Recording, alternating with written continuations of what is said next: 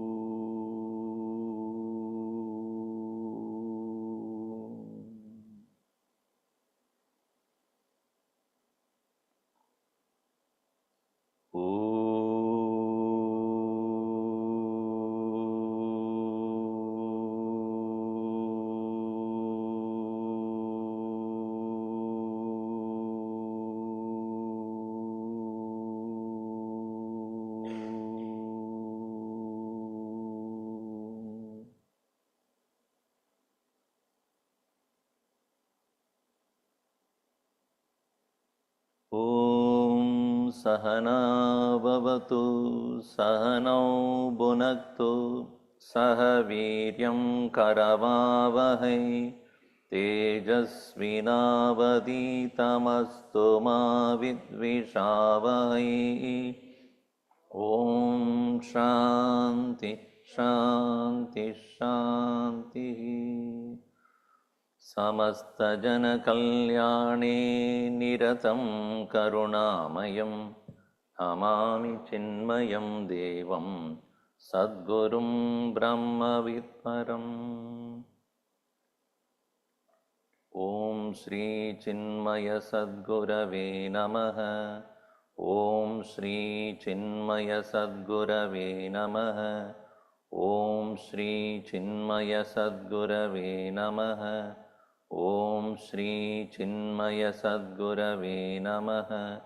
ॐ श्री चिन्मय सद्गुरवे नमः. ॐ श्री चिन्मय सद्गुरवे नमः. ॐ श्री चिन्मय सद्गुरवे नमः. ॐ श्री चिन्मय सद्गुरवे नमः. ॐ श्री चिन्मय सद्गुरवे नमः. ॐ श्री चिन्मय सद्गुरवे नमः. ॐ श्री चिन्मय सद्गुरवे नमः.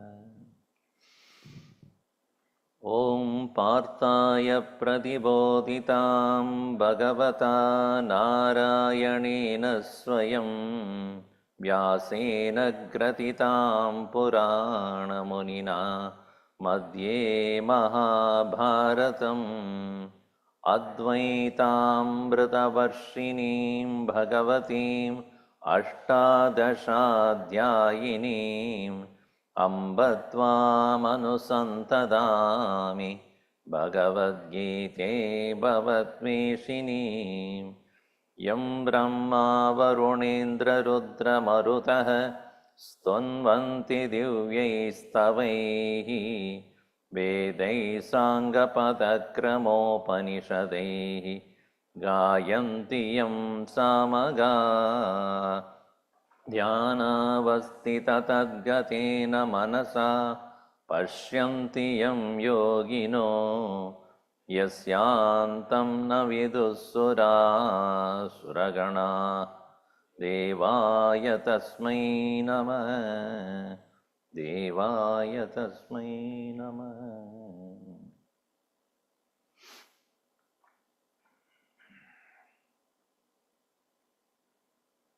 51.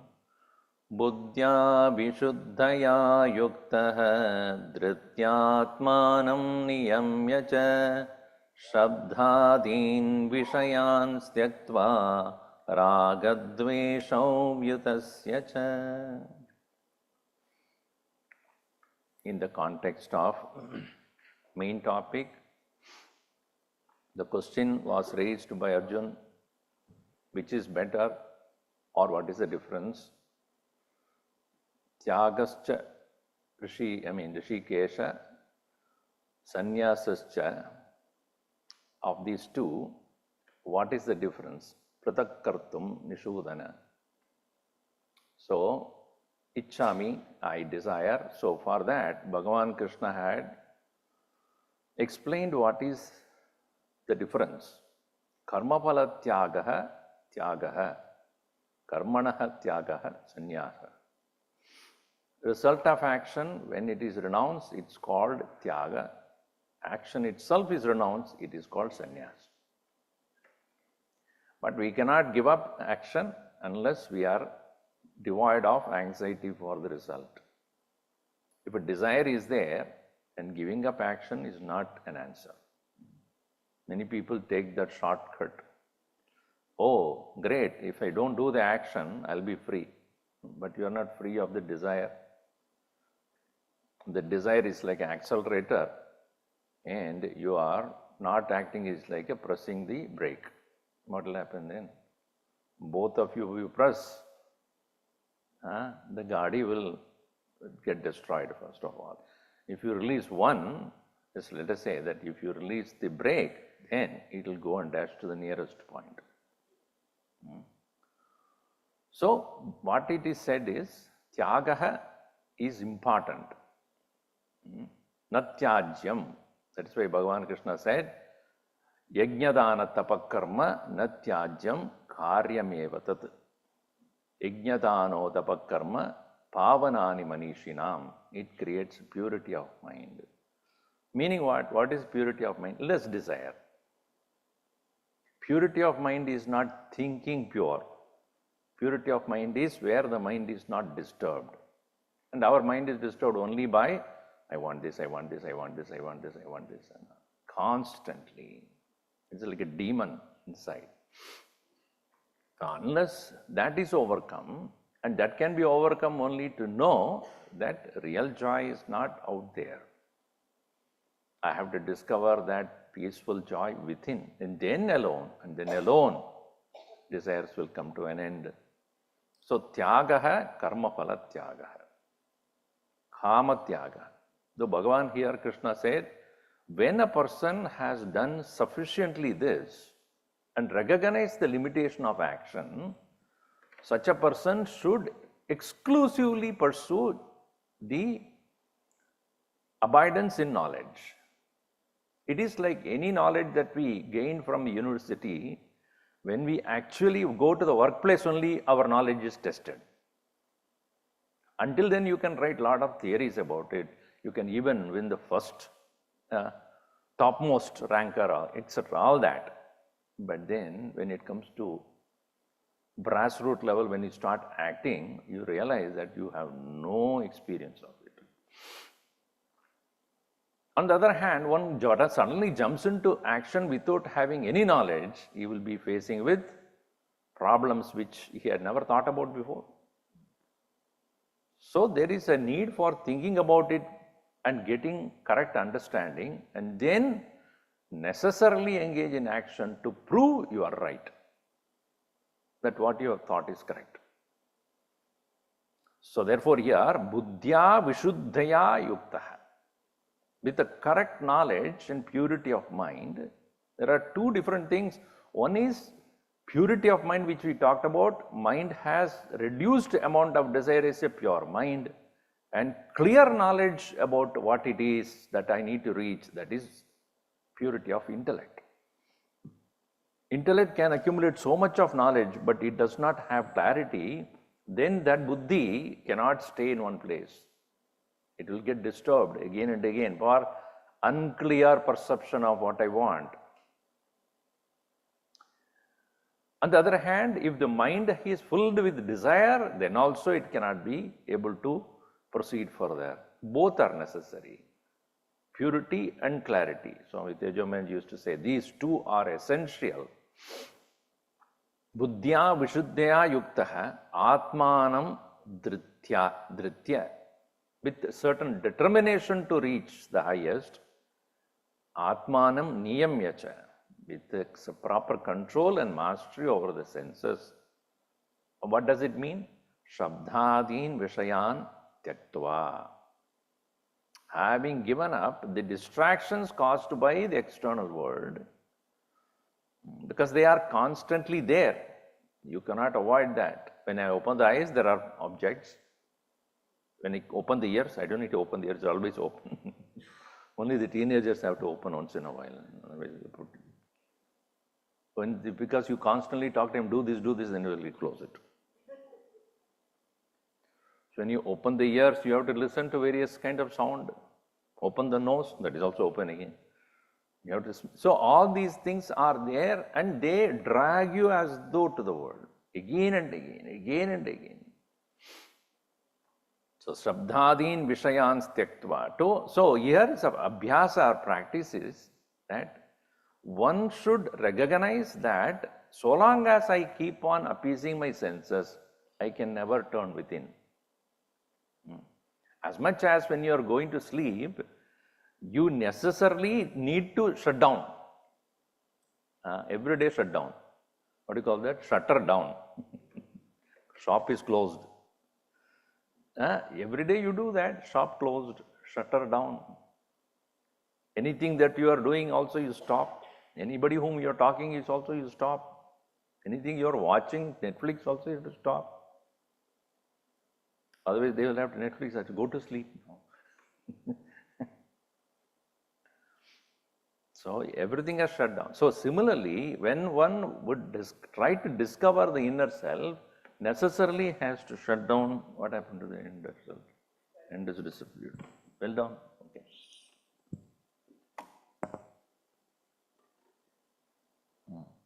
Doesn't work. So, Shabdhadin Vishayans Tektva. But externally you may shut down, but mind is still active. And what is it active about? Raga and Dvesha. Likes and dislikes, desires and regrets. So mind also needs to be brought to a neutral. Raga nahi hai, Dvesh bhi nahi hai. So likes and dislikes, which is in the form of memories and vasanas and those thought agitations that are also there. So body may be at rest, mind is not. World may not be there, but inner world is opened up. So more when you shut down from the world outside, greater and powerful become the mind. Now you are all with me. The mind will be ready now. I am there because now you can't go anywhere. You are only with me. So ragadvesho vyatasya cha. Continuing in the next verse he says, Vivikta sevi lagvashi yatava kaya manasaha dhyana yoga paro nityam vairagyam samupashritaha Vivikta sevi lagvashi yatavakaya manasaha dhyana yoga paro nityam vairagyam samupashritaha. Continuing on this, he the one who is samyak upashritaha, vairagyam. Abhyas or vairagya, dono chahiye. Here vairagya does not mean becoming hateful to the world, turning away, running away, escaping, unhappy. A real vairagya person is the most happy person. Tasya sukham na karoti viraga. Bhagavan Shankaracharya, what it cannot give you. When you know that the world cannot add any more joy to you, how happy you would become? I often quote this point. Socrates used to go to a shop every day and come out buying nothing. Every day will go there. So the shopkeeper get very upset. Every day you come here and buy nothing. What is it you come for? He says, I come here to look at all the things you have put here in your shop and tell myself how I am so happy without any one of them.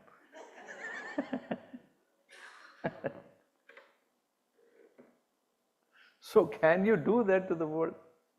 Not to people, huh? How happy I am without you. That will be very bad, don't do that. But any object you see, even without all these, I am very happy. Change the mindset. With this only I am happy, with that only I am happy. The opposite of that. How I am so happy without all these things. Do you think that because you have so many things that you are happy? If you go to places where people live in greatest simplicity, they are so happy without any one of the things that you have. The happiness has nothing to do with the things that we possess. We have the notion of happiness. We have a nation of happiness. Happiness with so many things around us. Most of them we don't even use. So, here vairagyam here means a person who has this clarity, that joy is in me and only external world is a reflection of my happiness. So, my happiness is unsullied, unperturbed, undisturbed, uncaused. That joy, vairagyam samupashrita, nityam, always. But to reach this point, what you should do? Instructions are given here. First thing is solitude. We must find a time in our daily life to be with ourselves. Otherwise, we are so always busy with something or the other. When is the time you are with you? Swamiji, when I drive to my work, now that is also gone. Now remote working, and I become moti working only now. So I am sitting in one place. At least when I go to work, I am just be myself. That is also not there. So vivikta sevi. Vivikta means solitude. One who seeks solitude. This solitude does not mean again not an escape. And a person who seeks the solitude does not feel lonely.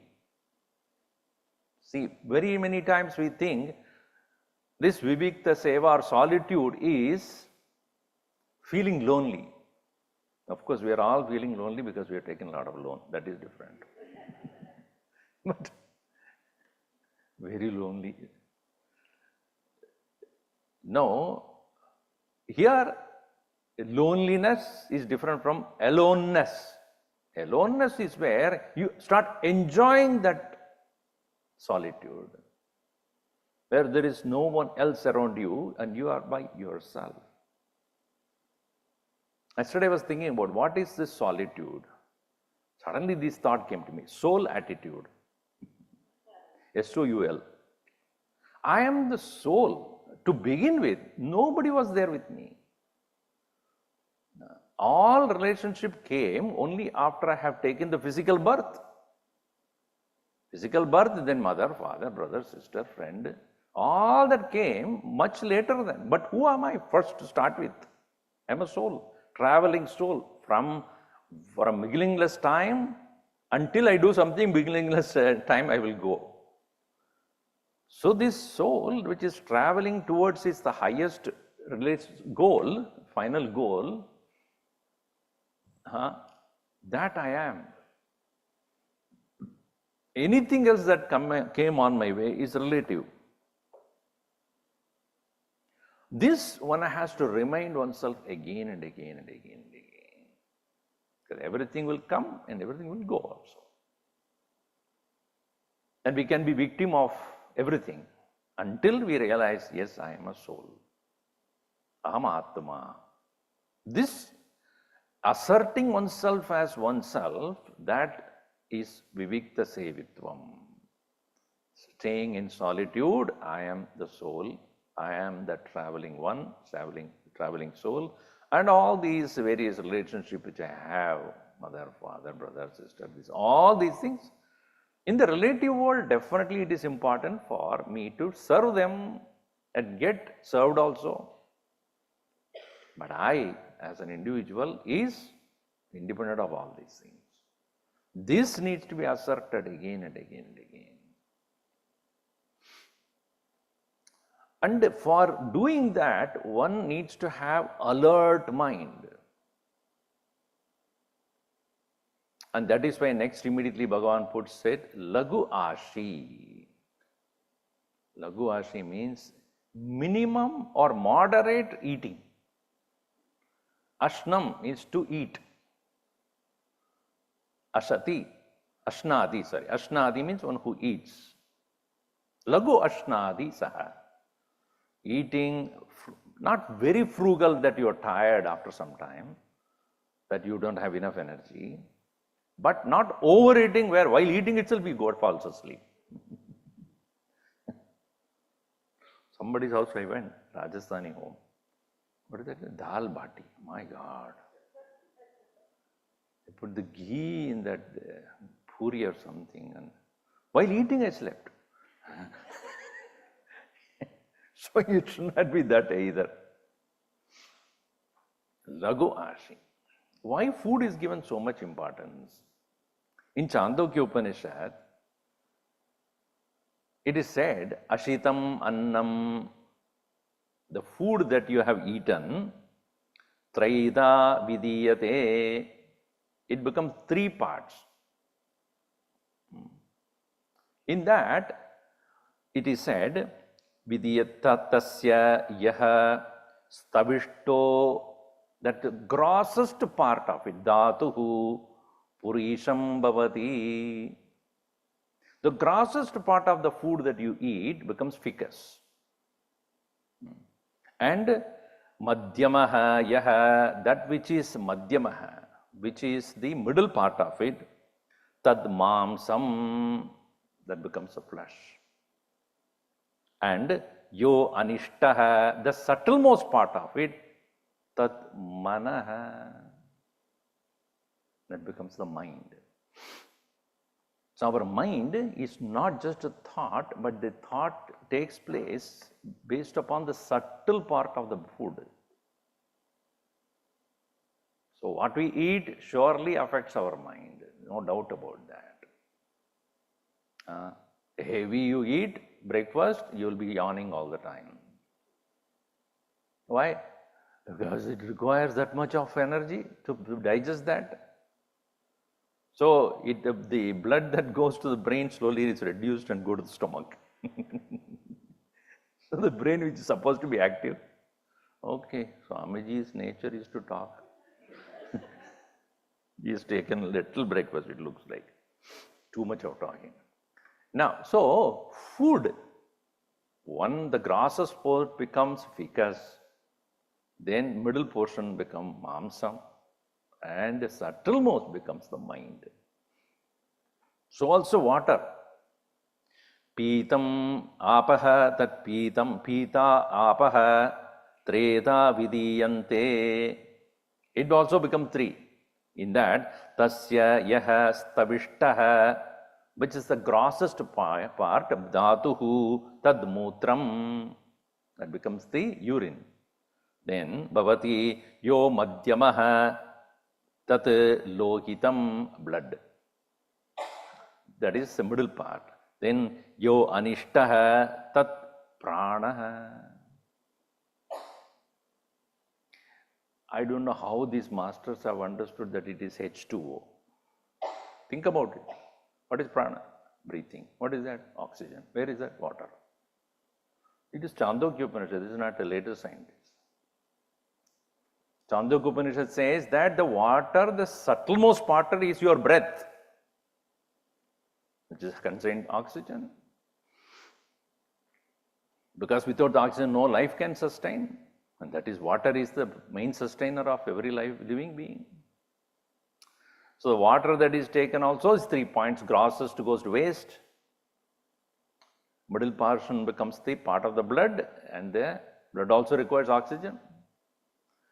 And the subtlemost becomes the water, prana, vital air.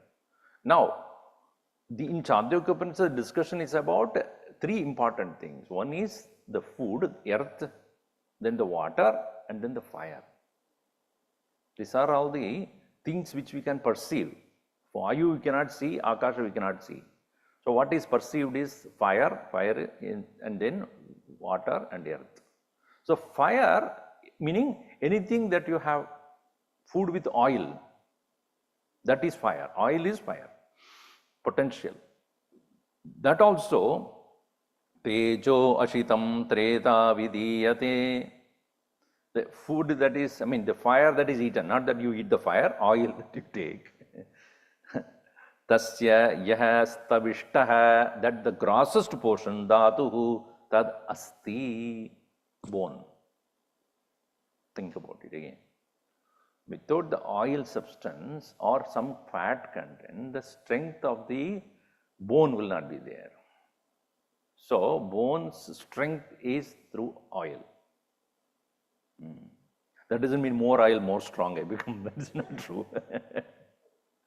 The grossest portion becomes the physical part of it. It's called asti. Asti bhavati yo madhyamaha, that which is the middle portion of it, sa majja. Majja means marrow. That goes between the, within the bone and between the blood vessels, that part, this cushion. Majja. Yo anishtaha, that which is the subtlemost part, that becomes vak, speech. Speech, that's just a fiery speech.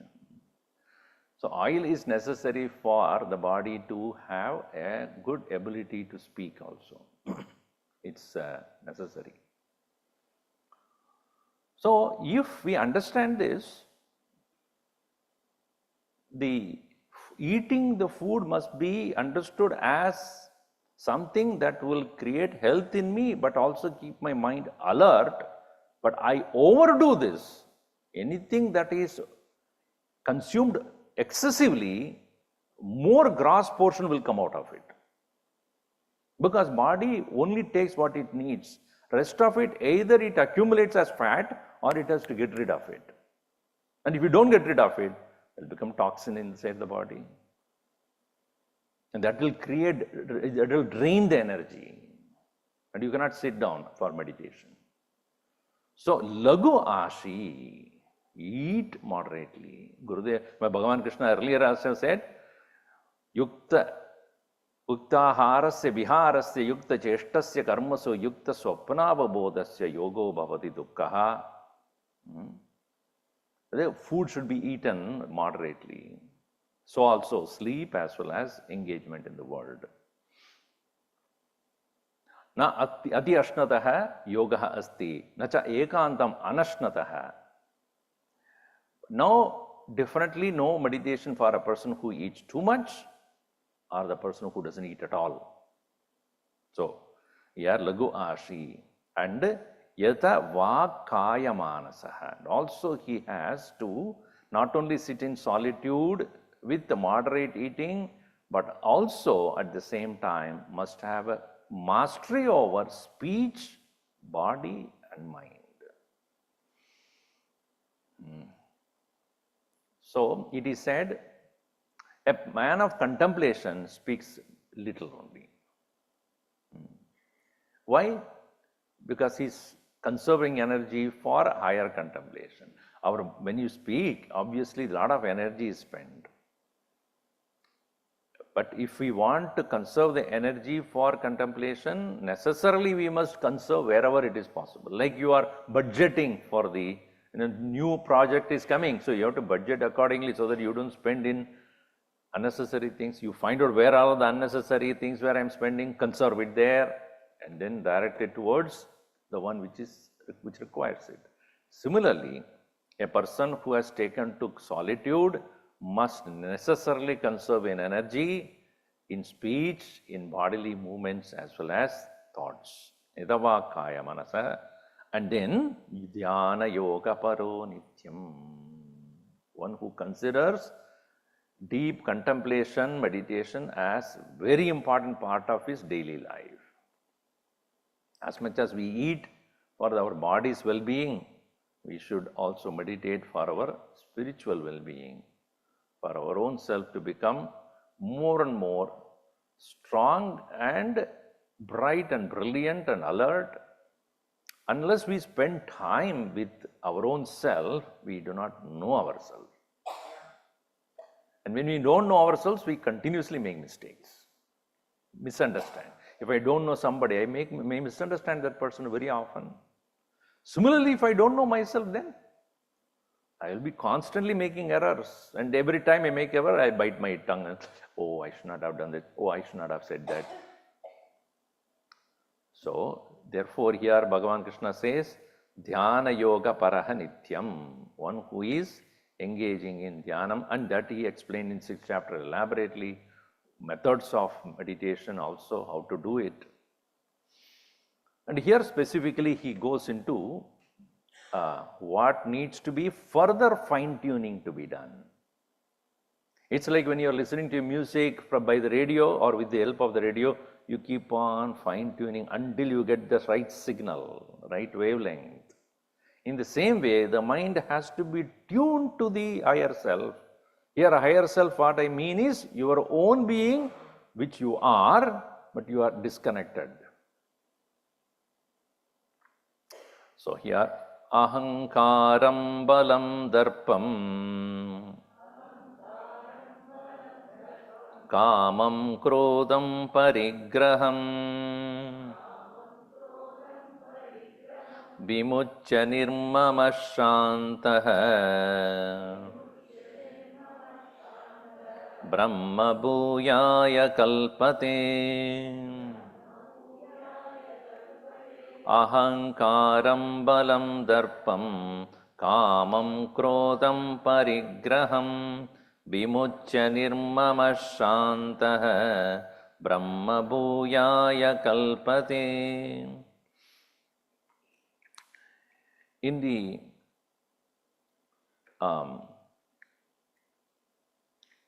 topic beginning of this section, Bhagavan Krishna said, I am going to now talk about how a person becomes ready for, he says in the verse number 50, Siddhim prapto yatha brahma tadapnodi nibodhame. Samasena kaunteya nishta jnanasya para. Jnanasya nishta para, that which is considered as abidance in knowledge, by which a person becomes fit for reaching that higher self, Brahman, after having gained the Naishkarmya Siddhi, which is in the form of recognition, a renunciation of action, which is a product of Tyaga. Tyaga, result is, anxiety for the result is given up, by which one has recognized the actions that are to be done and the action that need not be done. Having recognized only, a person can quietly spend time in meditation. With all the things about going to do this, mind will not. Even when you're sitting in meditation, what are you meditating on? What I should do after meditation. Is it not true? After meditation, I do this. After meditation, I do that. After meditation. What are you doing? Meditating on what to do after meditation. When do you actually sit for meditation? When you say everything else can wait. As much as you go to sleep after saying everything can wait. I have no time for all these things right now. Similarly, a person who sits in solitude is not supposed to think about any one of this which he had to do. As a soul, I have nothing to do. As a relative entity, I have so many things to do. Is it not? As a husband or as a wife, as a father or the mother or the brother or the sister or the boss or the subordinate, as this and that, I have so many things lined up, ready to do until I die. But as a soul, but as the pure being, none other than the reflection of that Supreme, I have only one thing to do, reach there.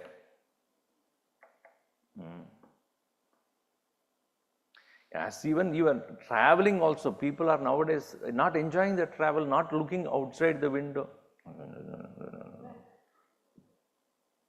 Even at that time, no time to even just simply see. Oh, look at the airport. Nobody is looking at even next to the person.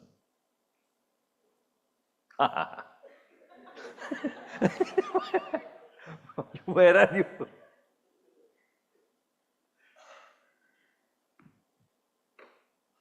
I know one family, I took them somewhere, two of them, husband and wife. They traveled with me. In the flight they are going, it's a 2-3 hour flight. Both of them wearing headphone. I said, why didn't you both talk to each other? Enough of him. Yeah. So, anyway, as a relative entity, I have so many things to do. See here, Bhagavan Krishna says, Jnana Nishta is most subtle part of it now here. Just earlier he said, you sit in a solitude, eat moderately, have mastery over speech, body and mind, engage in dhyanam, all that he said, physically. But now he says, go to the mind. What are the things that can disturb you there? Ahankaram, the ego, which constantly wants to identify you with something. The nature of ego is tadatmyam. Ahankarasya swarupam tadatmyam. Meaning, it wants to recognize itself with respect to something else. Either it would say, I'm so and so, I know this much, nobody is like me. It will keep on doing this. I want to be happy, this person made me unhappy. This is all ego's work. It will keep on identifying one thing or the other. Without identification, it cannot stay. Who are you? You ask, it always recognizes itself as something. Or if nothing else is there, I am unhappy. I'm always unhappy. Nobody understands me. Somebody should understand that I'm unhappy. All this.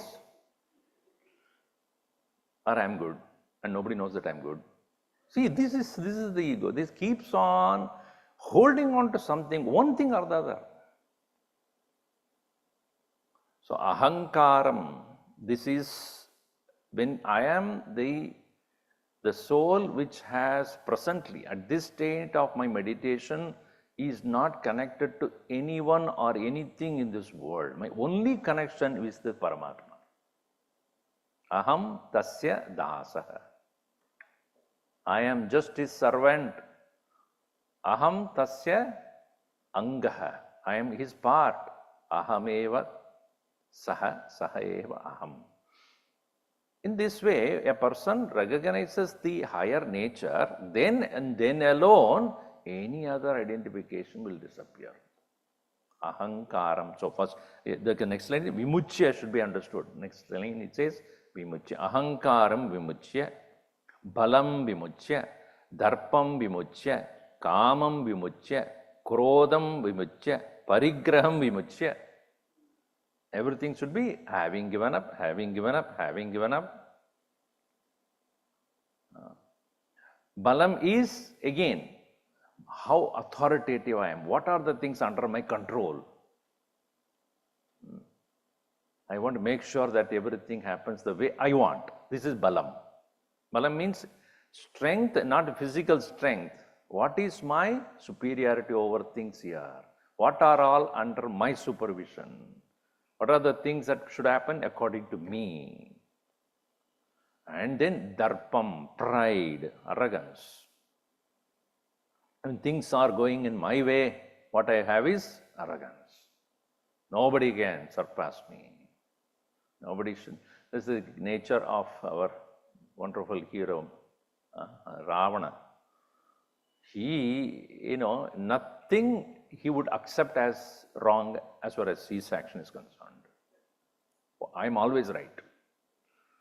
So that kind of a darpa, drup means to become arrogant.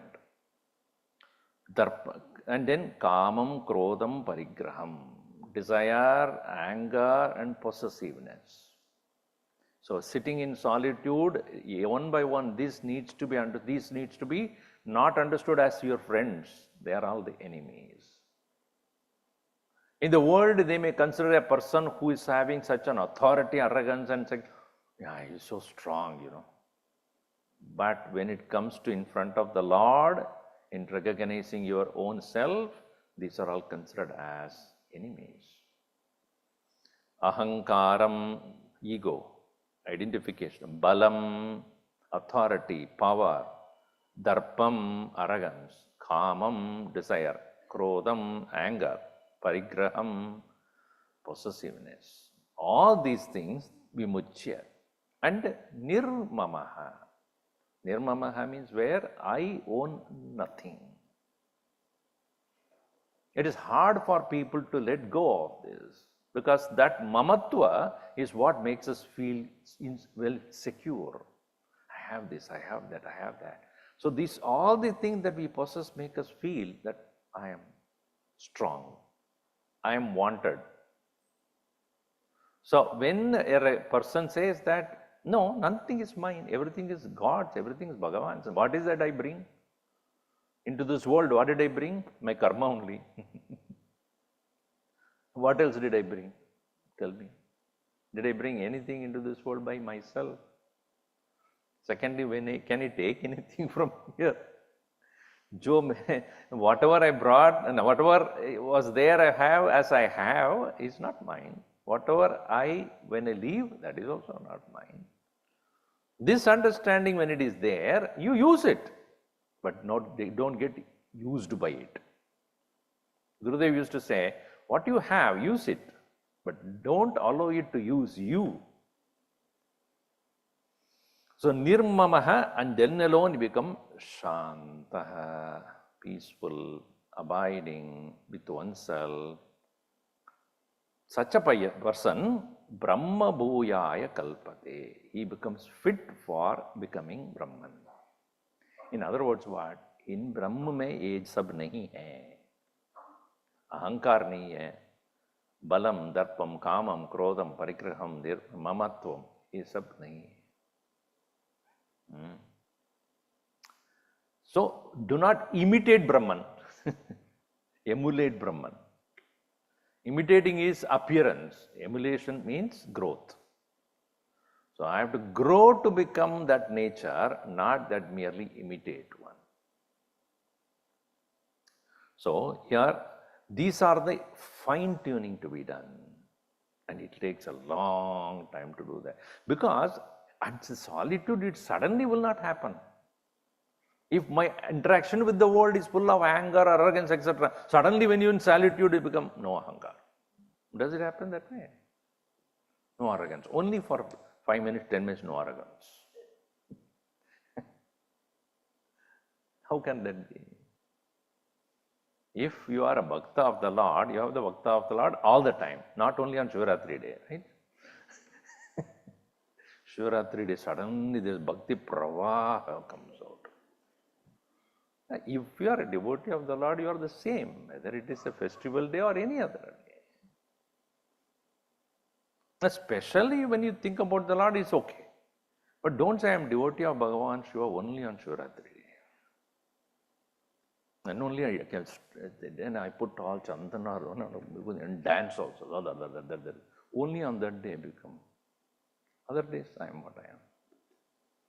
I say, devotion is a constant, grateful attitude towards the Lord. So, ahankaram, balam, darpam, kamam, krodam, parigraham, vimuchya, nirmama, shantaha, brahmabhoyaya kalpate. Such a person alone will become fit for reaching that state of Brahman. Now, if you look at the next slide, I am not getting it correct here. Abidance is necessary to remove the last traces of vasanas which remain as obstacles. Last traces of vasanas means the one which is between us and the Supreme Nature. The last traces are eliminated in the practice of meditation, which is none other than abidance in the right knowledge. Not merely sitting down. A person who lacks knowledge, if he sits down, two things can happen. One, you will go to sleep. Or second, you will be thinking about what to do afterwards. Because mind cannot remain quiet unless you trained it. If you have not trained the mind to be quiet and alert, just making the mind quiet will go to sleep. Because nothing to think about. Or it will be seriously thinking. Physically you may be sitting, but mind is running there. Where? About what to do. Or you may be regretting about what you have done. And that's why many people say, no, Swami, I can't sit down. Why? Because all the thing I never thought of comes. So, jnanam is necessary for dhyanam. So here Bhagavan Krishna says, dhyana yoga paraha nityam. One is able to sit quietly and maintain his continuous thinking about the higher nature, and that requires a correct direction and knowledge. Abidance is like a musician fine-tuning his musical instrument before the performance. Because he knows what he is going to sing. Continuing there, so there are 5 aspects to it.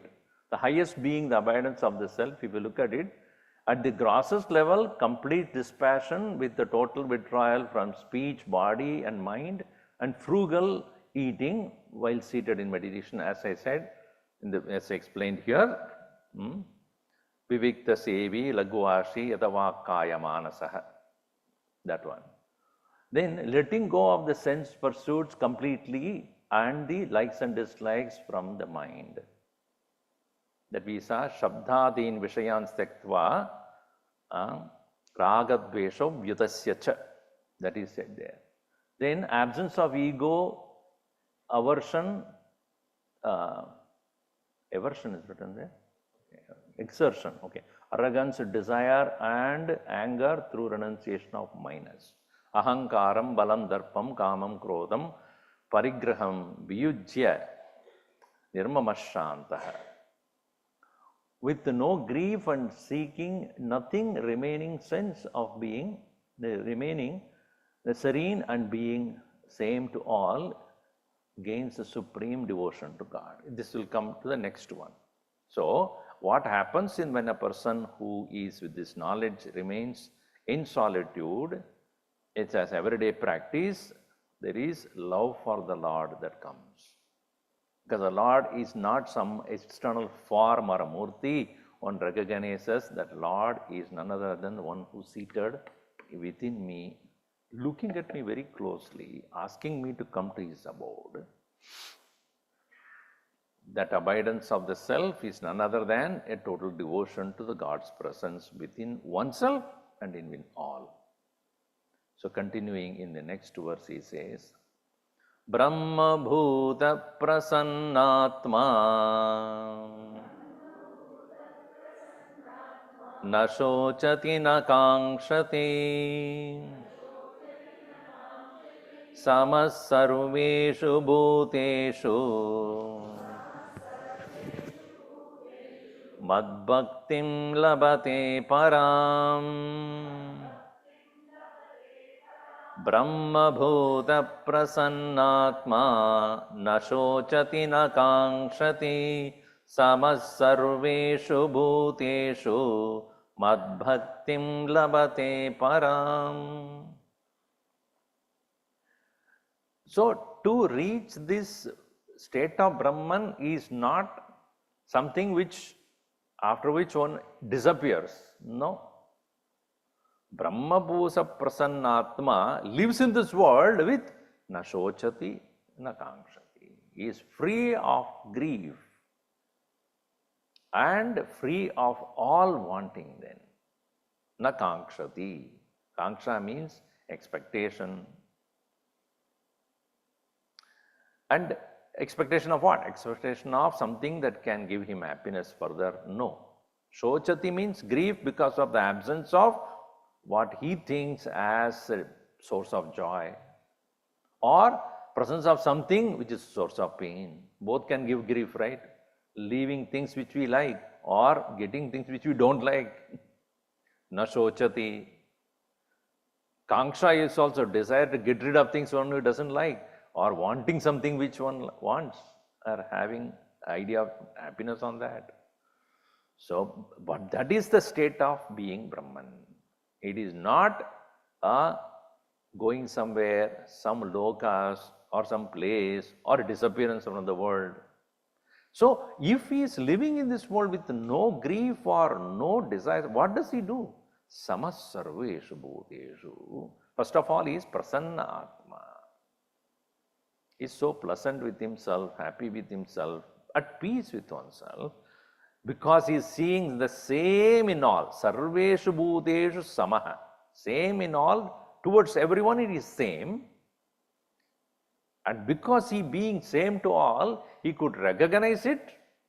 Bhagavan is there in everyone. Mad bhaktim labate param. He gains the supreme devotion to me, because that is the only thing which will make a Mahatma continue to work in this world. Because we work in the world with our desire. If the desire is not there, will you work then? Why should I? So what makes Mahatmas continue to work in this world is love for God. Because they see, mother also does everything to the child because the child is an object of love for the mother, and therefore the child even does not recognize what the mother does, but the mother does that. The parents do for the children because they love the children, whether the children recognize it or not, know it or not. And once they grow up to become 16, what did you do to me? You don't know what all you gave to us. And 1 o'clock every night you woke up, destroying our sleep. But we never said anything to you. Oh, you should have told me. So because that fellow doesn't understand that. So just the parents have love for the children and do. In the same way, a Mahatma with absolute love for the Lord continuously works. Because what? Bhagavan said, Pita hamasya jagataha mata data pitamaha. I am the father, mother, grandfather, great-grandfather, everything to the world. So with that love, madbhaktim labate param. They get the highest love for me, and they remain as the great inspirer of the world. Now, what happens when one gains this love for God? Where does he go further? We'll see that in the next session.